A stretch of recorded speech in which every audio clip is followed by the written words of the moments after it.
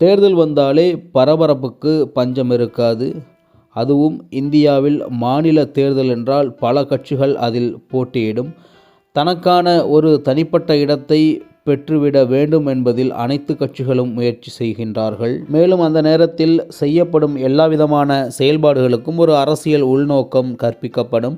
அது உள்ளபடியே உள்நோக்கத்துடன் இருக்கிறதா இல்லையா என்பதை அந்த தேர்தல் மக்கள் தீர்ப்பே முடிவு செய்யும்.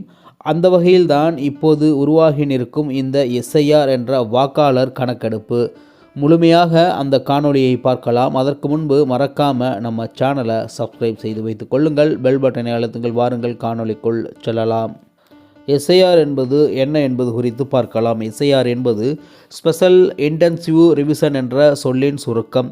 இதனை தமிழில் சிறப்பு விரிவான வாக்காளர் பட்டியல் திருத்தம் என்று கூட கூறலாம். இந்திய தேர்தல் ஆணையம் எலெக்ஷன் கமிஷன் ஆஃப் இந்தியா இதை அறிமுகப்படுத்தியுள்ளது. இந்த திட்டத்தின் நோக்கம் இந்தியா முழுவதும் உள்ள வாக்காளர்கள் பட்டியலை முழுமையாக சுத்தம் செய்வது என்பது அர்த்தம்.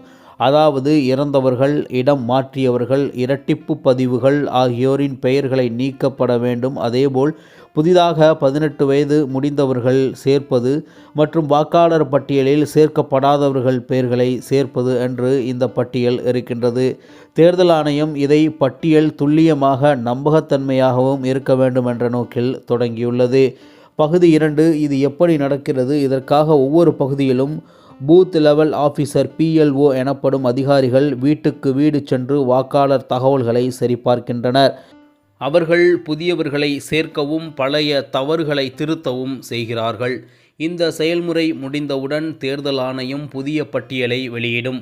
இது ஒரு சாதாரண புதுப்பிப்பு அல்ல. நாட்டிலேயே மிக பெரிய அளவிலான வாக்காளர் பட்டியல் பரிசோதனையாக கருதப்படுகின்றது. ஏன் சர்ச்சைகள் எழுகின்றன என்பது குறித்து பார்ப்போம். பல மாநில அரசுகள் மற்றும் எதிர்க்கட்சிகள் இதற்கு கடும் எதிர்ப்பு தெரிவிக்கின்றார்கள். அவர்கள் கூறுவதாவது, இது தேர்தலுக்கு முன்பு நடத்தப்படும் பெரிய நடவடிக்கை என்பதால் வாக்காளர்கள் உரிமையை பாதிக்கும். சில சமூகங்கள் அல்லது மக்கள் குழுக்கள் வாக்காளர் பட்டியலிலிருந்து நீக்கப்படலாம் என்ற அச்சம் அவர்கள் வெளிப்படுத்துகின்றார்கள். மேலும் இந்த முயற்சி அரசியல் நோக்கத்துடன் செய்யப்படுகிறது என்று குற்றச்சாட்டும் வைத்திருக்கின்றார்கள்.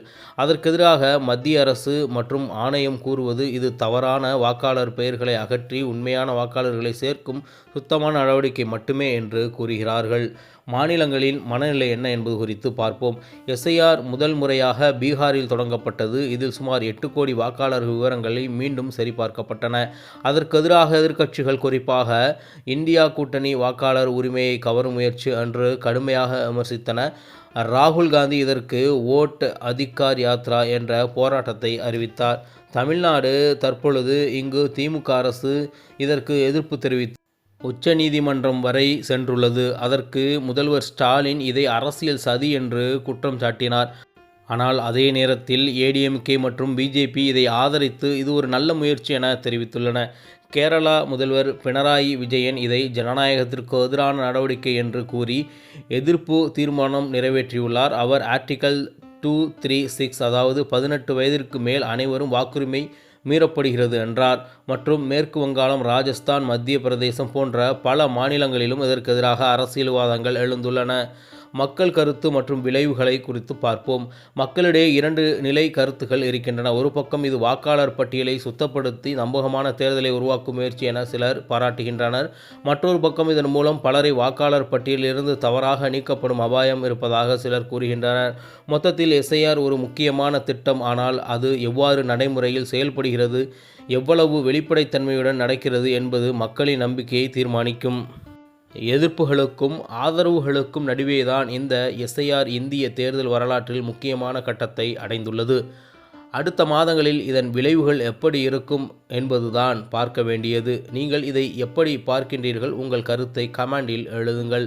நன்றி. இந்த வீடியோ பிடித்திருந்தால் லைக் செய்யவும், சேனலுக்கு சப்ஸ்கிரைப் செய்யவும், மேலும் செய்திகள் அறிய நம்முடன் தொடரவும். இதுபோன்று மீண்டும் நல்லதொரு காணொலியில் உங்களை சந்திக்கின்றேன். அதுவரை உங்களிடமிருந்து விடைபெறுவது உங்கள் தமிழா செய்திகள். நன்றி, வணக்கம்.